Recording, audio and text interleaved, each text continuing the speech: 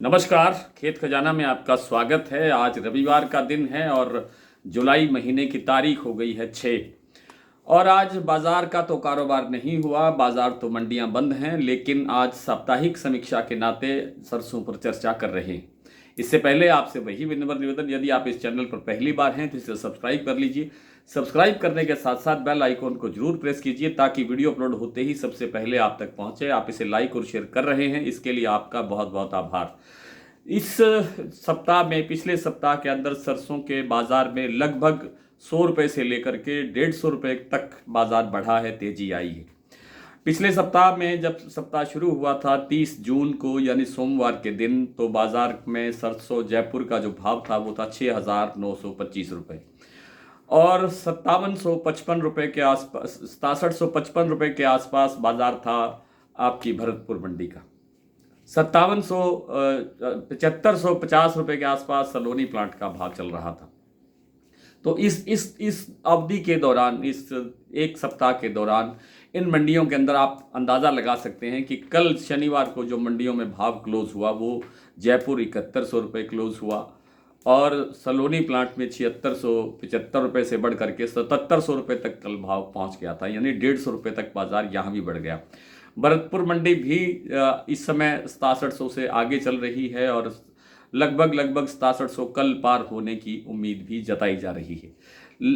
जो फंडामेंटल है सरसों का, यानी जो उत्पादन है सरसों का, वो बहुत कमज़ोर है। डिमांड काफ़ी अच्छी है, सरसों तेल की डिमांड भी अच्छी है और लगता ये नहीं है कि अब कोई गिरावट आने की संभावना दिखाई देती है। कोई भी कारण बनता हुआ दिखाई नहीं दे रहा है। लेकिन विदेशी तेलों का जो रुख रहेगा वो सबसे ज़्यादा महत्वपूर्ण है। हालांकि अब सरसों तेल का और विदेशी तेलों का, पाम सोया तेल का कोई मामला रह नहीं गया है जिसकी हम तुलना कर सकें। सरसों तेल का रास्ता अलग है और दूसरे तेलों का रास्ता अलग है। फिर भी एक मनोवैज्ञानिक दबाव आता है। अगर विदेशी तेलों में कोई गिरावट आती है तो हल्का फुल्का एक दबाव सरसों तेल पर भी आता है, ये मानना चाहिए। तो सरसों तेल में अब ज़्यादा गिरावट की गुंजाइश इसलिए नहीं है कि एक तो उत्पादन हमारे यहाँ कमज़ोर हो रहा है, सरसों तेल का उत्पादन घट रहा है, सरसों की क्रशिंग वैसी नहीं है जैसी पहले होनी चाहिए थी या होती रही है।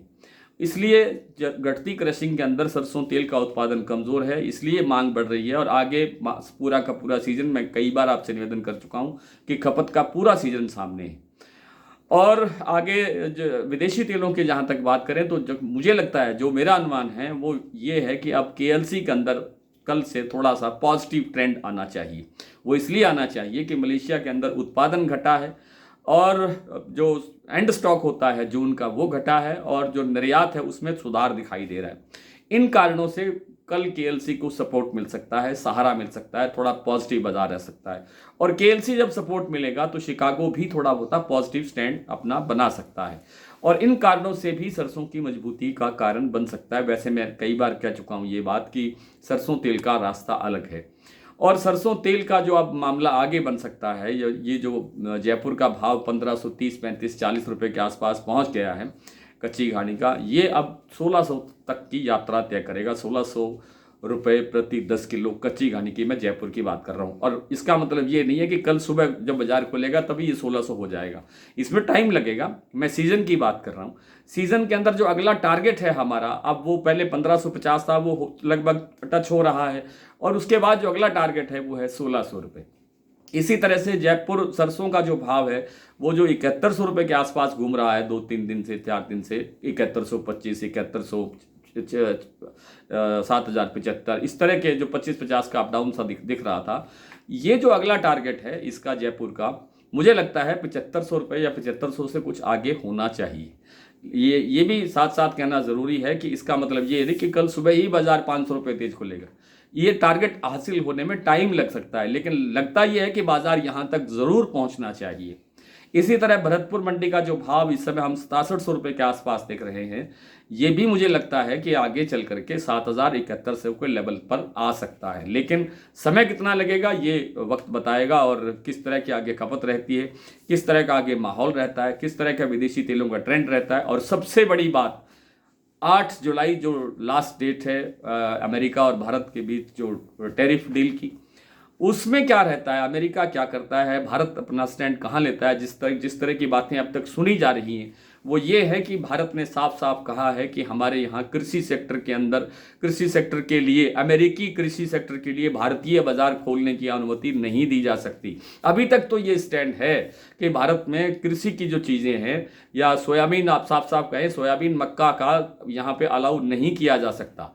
अगर सोयाबीन वहाँ से आता है, जो जीएम सोयाबीन आएगा, अगर वो सीएम सोयाबीन यहाँ आता है तो निश्चित रूप से सोयाबीन तो टूटेगा ही, फिर थोड़ा बहुत असर, थोड़ा बहुत क्या, ज़्यादा असर सरसों पर भी पड़ेगा। लेकिन अभी स्थितियाँ स्पष्ट नहीं है। अभी सरसों का अपना फंडामेंटल मजबूत है। टैरिफ क्या लगता है, क्या नहीं लगता है, क्या डील होती है, ये 9 जुलाई को पता लग सकता है, या हो सकता है कि इसको और थोड़ा सा एक्सटेंड कर दिया जाए, टाल भी दिया जाए।